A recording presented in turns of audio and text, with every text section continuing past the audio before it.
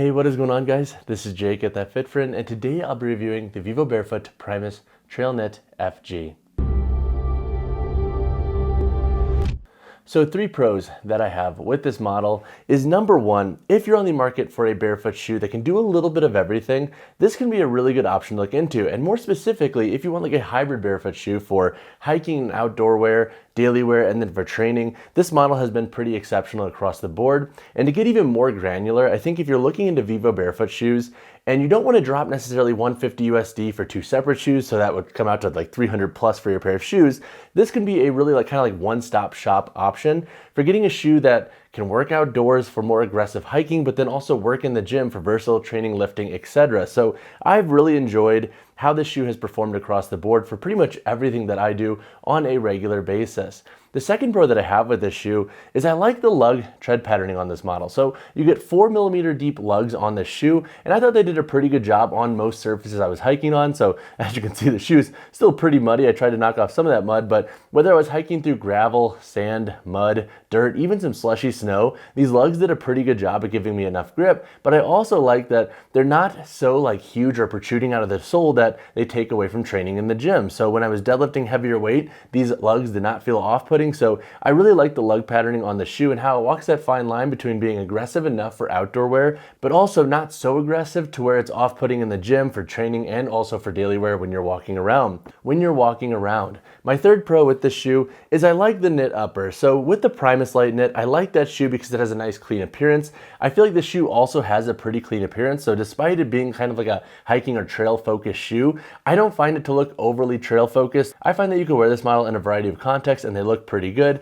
Granted, you do have the quick draw lacing system here, but it doesn't look that off-putting. And if you just tuck away that lace, it's also pretty nice because you can easily slip the shoe on and off and tighten them or loosen them as much as you want. So from a daily wear point of view, I really do like the knit upper. It also breathes pretty well. So if you again want that shoe that can look pretty casual for daily wear, but then also perform well outdoors or in the gym, this could be a good option to explore. But now let's talk about a couple of cons that I have with this model.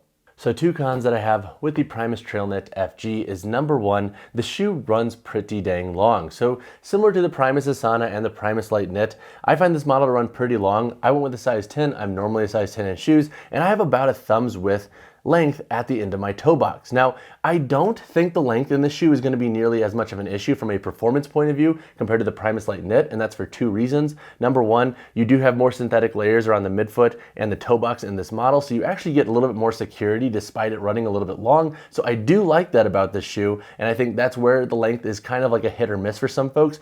Plus, with this lacing system, you can really lock down that midfoot to get a little bit more security compared to the traditional lacing system in the Primus Lite Knit. So when it comes to pure sliding and overhang, I didn't have as many issues in this model. Now the length, where can it be troublesome? So when I was hiking some descents, despite having this midfoot cranked and having a decent level of security, I was sliding forward a little bit on more aggressive descents, and what would end up happening is that you get a little bit more space back here at the heel, then you start getting sand and gravel into the shoe, then you have to take the shoe off, dump it out, etc. So that's where I think the length could be a little bit dodgy with the shoe for certain context. The second con that I have with the shoe is that it does have a pretty hefty price point. So this model has a price point of $180 USD.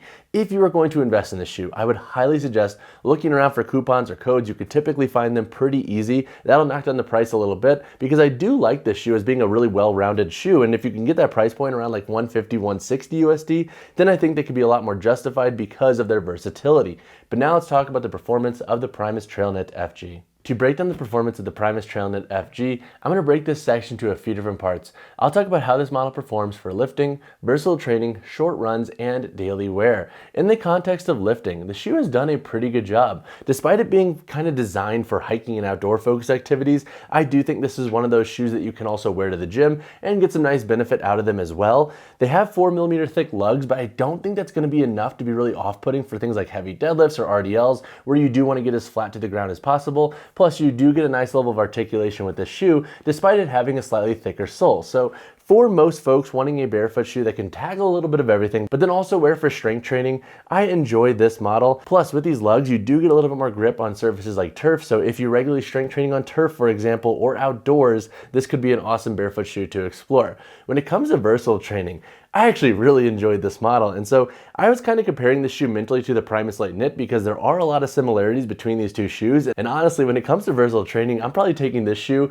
10 out of 10 times over that model. And that's for two key reasons. Number one, I like the level of upper security you get with this model. With these synthetic overlays, I did not have overhang issues at all when doing lateral jumps or any kind of multi-directional training. So I like the upper better in this shoe. Plus that knit still does breathe pretty well. So I do like that because it does walk that fine line between being secure and breathable. But then number two, with these lugs here, you get so much more grip in this shoe. So for things like sled pushes or even like lateral jumps on turf or any form of like advanced plyometric, I love the bite I got from the shoe. So I see this as being a very good viable option for versatile training for anybody who's regularly tackling like plyometrics, athletic style sessions on turf, outdoors, etc. So this shoe honestly has been a nice subtle surprise in the gym across the board, if you can't tell by my language right now.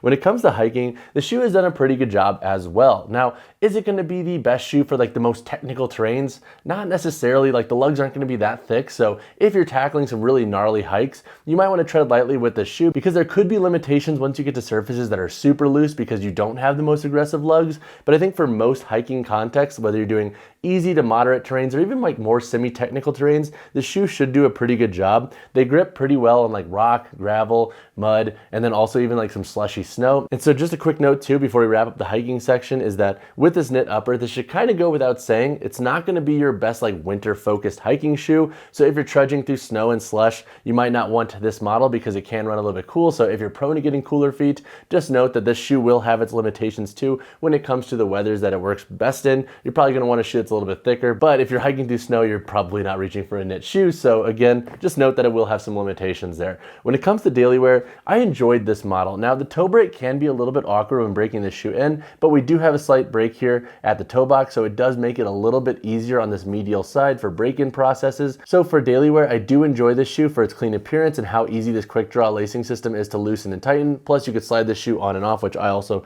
really like for the lazy context where I don't feel like lacing and unlacing my shoes. But just note that this model can take like a week or two to break in because the toe break, especially if they run long, and the lugs have shown pretty good signs of long-term durability. So if you're wearing these for longer walks, I don't think you're going to break down the lugs too quickly. And I also like that the lugs do a pretty good job with giving you grip on different surfaces. So when it comes to the price of the Primus Trail Knit FG, you can expect to pay $180 USD full price. Now, that was a price point that gave me pause when I was buying this shoe for review purposes, but I was able to find them on sale, ended up paying like $155, $160 for them when all is said and done with taxes and everything. So I think for that price point, and if you could find discounts and coupons and knock down the price of the shoe, I think they're worth it because they do have a nice wide range of versatility to them. And I think I do have a discount code for that fit friend. Some folks have asked, it's JBully, but if you could find something that gives you more money off, definitely use that. So don't feel like you have to use my code. And quite honestly, I don't care if you do or not, but $180 for this shoe, if you can knock that price point down, I do think this is one of the models that are kind of more worth it when it comes to their higher premium price point because of their wide range of performance. All right, so now to answer the question, who are the Primus Trail Knit FG best for? So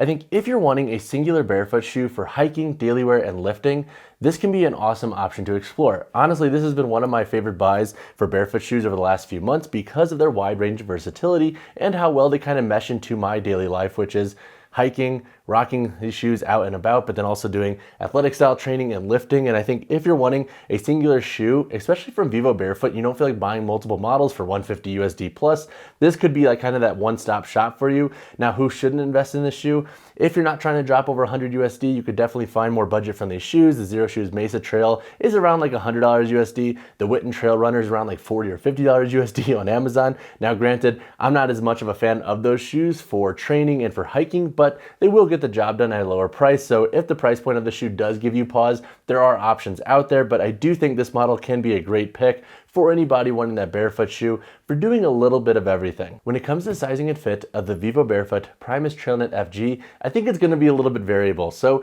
if you have neutral width feet or wide feet and you're not in between sizes, go true to size in this model. Now, if you have narrow width feet, I think you should actually size down because this model does run a little bit long. And now if you're in between sizes, I think it's going to vary a little bit. So if you have narrow or neutral width feet and you are at a half size, I would say size down. And if you have wider feet, you can probably get away with going either up or down depending on how much room you want at the end of your toe box. Because this model does run a little bit long, I think if you typically have more room at the end of your toe box, I would err on the side of going down versus up if you're kind of debating the two. If you have additional questions on sizing on this model, because this model does have a pretty hefty price point and I don't want you to waste your money only to have to return your shoe, drop a comment down below or reach out to me because I can try to help you accordingly based on this model and other Vivobarefoot shoes and other barefoot shoes I've worn. But again, hit me if you have additional questions. So when it comes to the weight, heel toe drop, and insole in the Primus Trail Knit FG, for my size 10 model here, we have a weight of 11.35 ounces. The heel to toe drop in this shoe is 0 millimeters, and this model does have a removable insole with a finished internal construction as I struggle to get it out. So we have that removable insole, and we also have a finished internal construction so you can get a little bit more cushion based off of your preferences with this model's insole. All right, so now let's break down the construction of the Primus Trail Knit FG. Looking at the upper of this shoe, we have a knit that extends from the forefoot to the midfoot back here to the heel, and then we have a lot of synthetic layers that wrap from the heel here to the midfoot and then around the toe box. I personally like this because it gives this shoe additional support. Also, since this is a hiking focused shoe, I feel like this is a feature that is obviously a must to give you enough security to wear this shoe on different terrains and different descents, ascents, etc. Looking at the midfoot, you have this quick draw lacing system here, so you essentially just pull this to loosen it up and you could adjust your tightness, and then you crank this down depending on your foot anatomy, and then you could tuck this accordingly to keep it out of the way. You have an external heel tab back here, and you have a pretty stretchy tongue. I don't think this is going to break down too quick because with these synthetic layers, I actually think the boot and the tongue will maintain their structure a little bit more than some of the other knit models from Vivobarefoot. Looking at the sole construction, we have 4 millimeter thick lugs around the entirety of the shoe. They wrap up the heel a little bit and around the toe box, which I personally like for grip. And then you also have the firm ground base in this model that gives you an additional 2.5 millimeter thickness to give you a little additional protection when wearing this shoe. When stepping over rocks, for example, I didn't mind that nearly as much in this model compared to like the Merrell Vapor Glove 6 that has a much more minimalist stack height and less protection to it. Looking at the insole, once again, you can remove this insole and you do have a finished internal construction, so you can get a little bit more variance regarding the cushion you want in the shoe. But that pretty much wraps up the gist of this model's construction. It is built with some recycled materials, and if you have additional questions on this model's construction and some of the features, drop a comment down below. All right guys, that wraps up my review of the Vivobarefoot Primus Trail Knit FG. Honestly, this has been one of my favorite pickups over the last couple of months regarding barefoot shoes, and I've really enjoyed their overall versatility despite having a slightly higher price point. If you have additional questions on this shoe, drop a comment down below or reach out to me personally, whichever you prefer. And as always, drop a like on the video, subscribe to the channel. I'll see you in the next one.